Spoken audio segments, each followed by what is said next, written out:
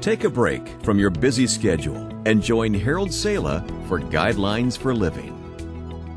When you don't, in a world that generally does, you stand out like a sore thumb.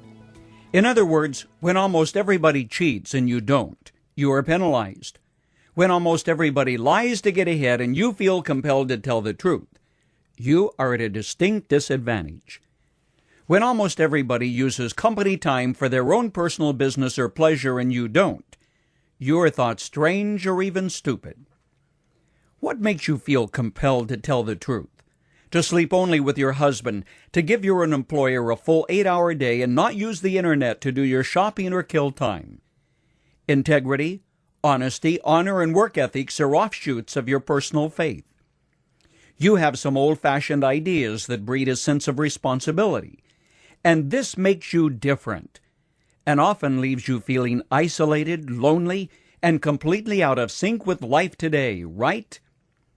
If I have described where you are, then stand tall and realize you are not alone, that you may march to the beat of a different drummer, but your head can press the pillow at night and say, God, I did your will today, and no matter how tough it was, I know I did the right thing.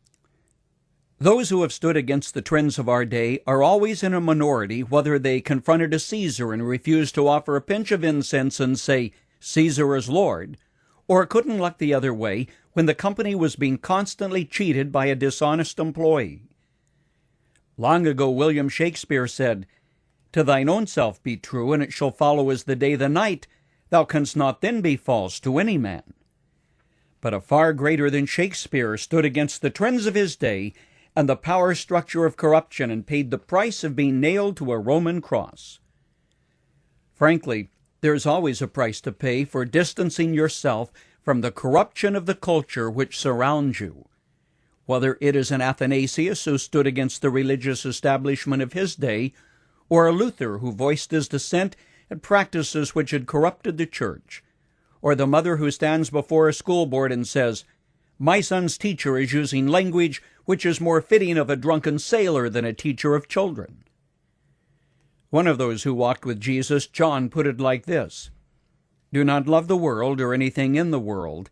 If anyone loves the world, the love of the Father is not in him. The more corrupt our culture, the more you will stand out in contrast when you abide by your convictions. Yet the more secure will be those who sleep in your home, who look to you for strength and guidance. Deciding ahead of time which side you will come down on makes the moment of decision a lot easier. You don't have to think about it. You already know what you're going to do. Morality, honesty, and decency are not issues which you decide in measures. The man who cheats on his wife only 2% of the time is still immoral. The college student who cheats only occasionally is still dishonest. You are never only partly moral or 87% honest.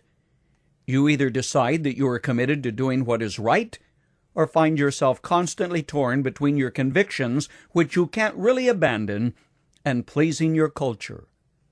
You cannot serve both.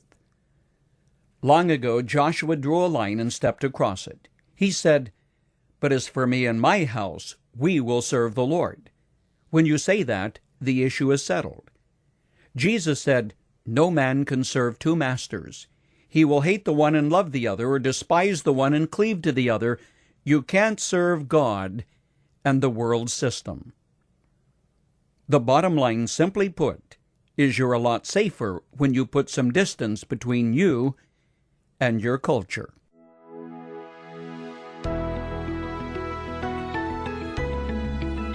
You've just heard Dr. Harold Sala with Guidelines for Living. If you'd like to listen to the program again, download a copy, subscribe to our devotional, or view other resources, visit guidelines.org. We would like to hear from you too. You can email us at info@guidelines.org. Thanks for listening, and we invite you to join us again for the next edition of Guidelines.